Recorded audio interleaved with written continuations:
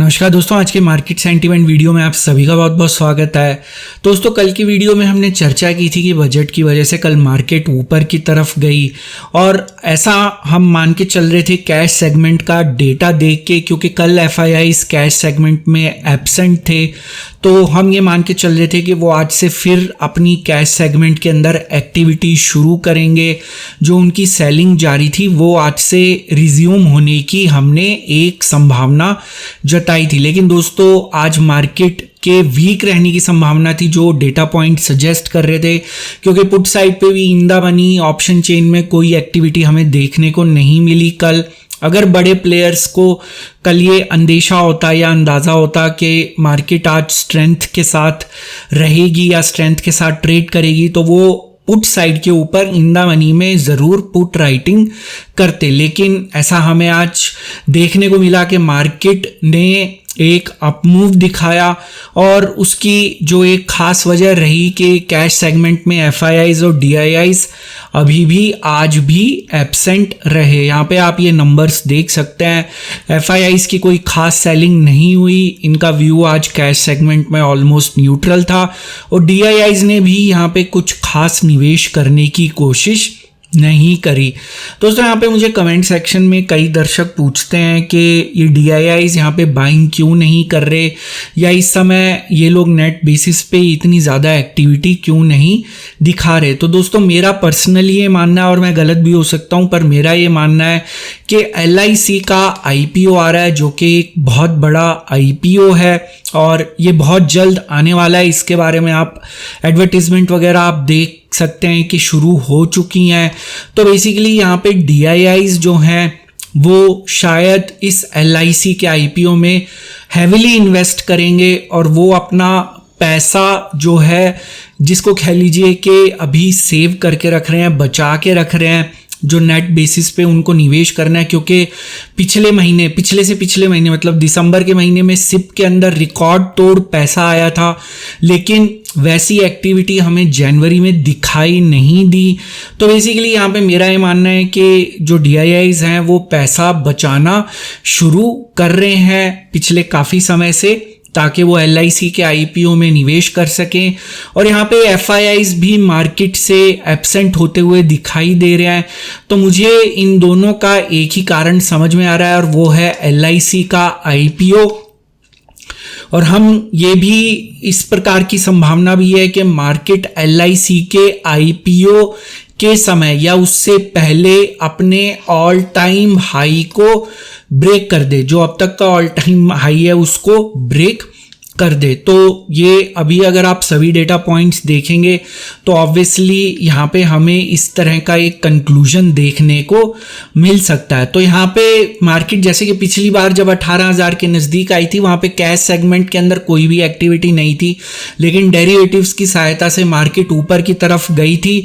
तो वैसा ही कुछ संकेत हमें अब फिर से मिलने शुरू हो रहे हैं। कैश सेगमेंट में कोई भी एक्टिविटी नहीं है और यहाँ पे डेरिवेटिव सेगमेंट के अंदर हमें अब जो है बुलिश एक्टिविटी देखने को मिल रही है।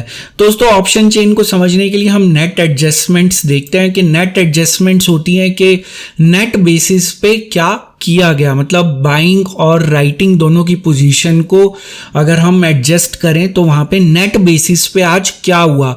मतलब देखिए, अगर बाइंग एक्टिविटी हो रही है, राइटिंग हो रही है, तो वो न्यूट्रलाइज हो जाती है। तो यहाँ पे नेट बेसिस पे क्या किया गया, तो नेट बेसिस पे आज सबसे ज़्यादा जो एक्टिविटी थी या जो जिसको कह लीजिए कि जहाँ पे सबसे ज़्यादा एक्शन था वो पुट साइड पे था।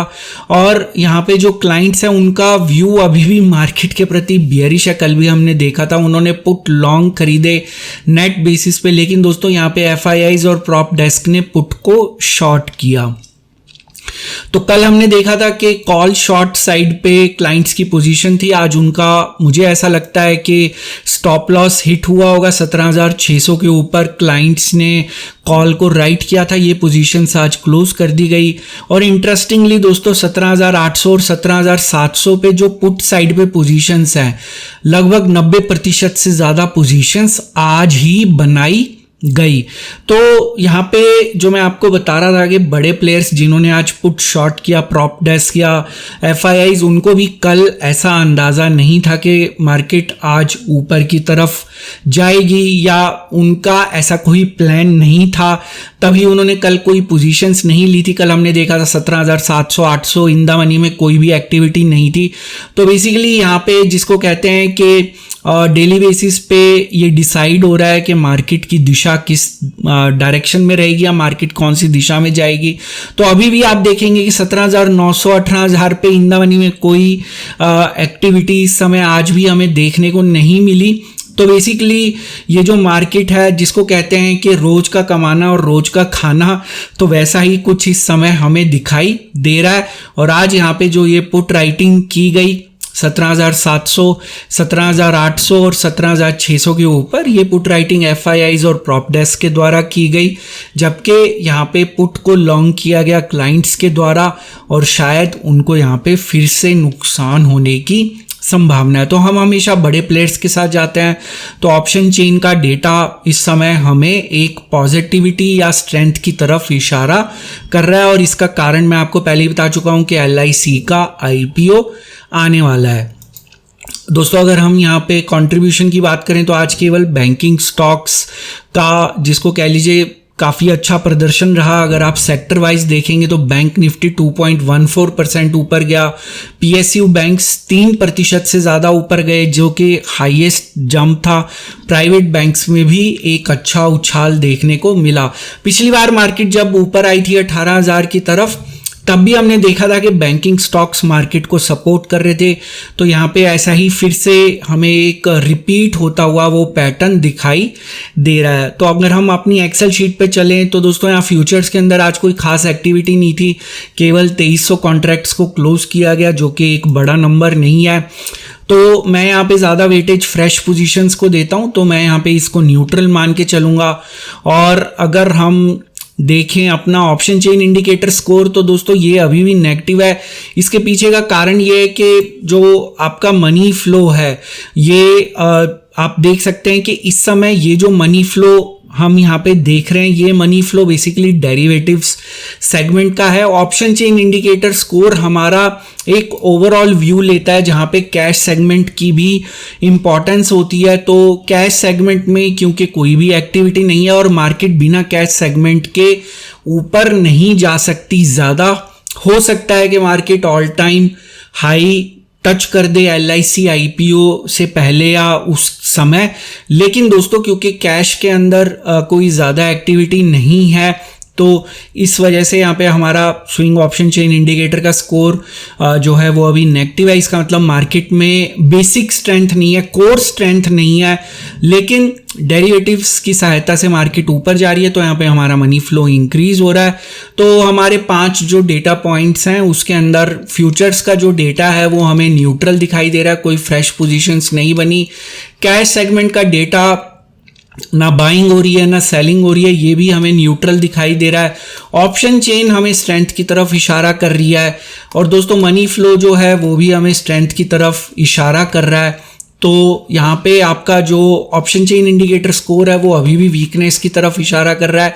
मार्केट के अंदर जो बेसिक स्ट्रेंथ है वो मिसिंग है, लेकिन यहाँ पे मेजॉरिटी व्यू हमें स्ट्रेंथ की तरफ ही इस समय इशारा कर रहा है, और ऐसा प्रतीत हो रहा है कि डेरिवेटिव्स की सहायता से मार्केट को ऊपर लेके जाया जाएगा, जहाँ पे बैंकिंग स्टॉक्स का एक बड़ा कॉन्ट्रीब्यूशन रह सकता है।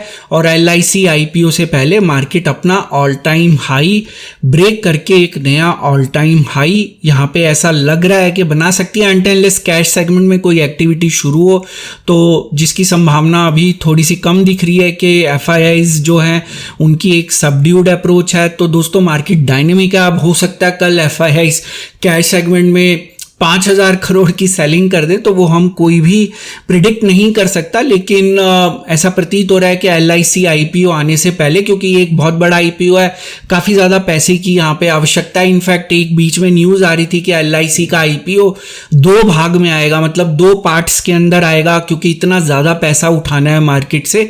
तो मार्केट में लिक्विडिटी भी होनी चाहिए। तो मार्केट में लिक्विडिटी तभी बनेगी जब मार्केट एक अच्छे ह्यूमर या अच्छे सेंटीमेंट में रहेगी, मार्केट ग्रीन में रहेगी ताकि रिटेल निवेशकों का विश्वास बना रहे मार्केट में।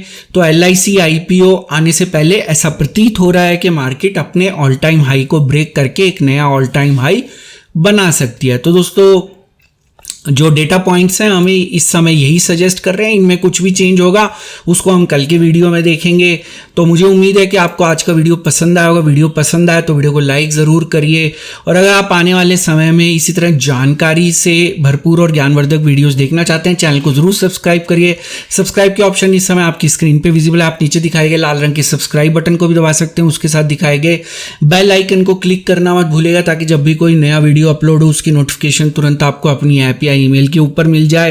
दोस्तों इस वीडियो का एक डिस्क्लेमर भी है जो कि आपको अपनी स्क्रीन पे दिख रहा होगा। ये वीडियो मैंने सिर्फ एक एजुकेशन, लर्निंग और इन्फॉर्मेशन के पॉइंट ऑफ व्यू से बनाया था। यहाँ पे मेरी आपको कोई सजेशन, सलाह या राय नहीं है कि आप किसी भी स्टॉक या इंडेक्स में बाय, सेल या होल्ड की पोजीशन बनाएं।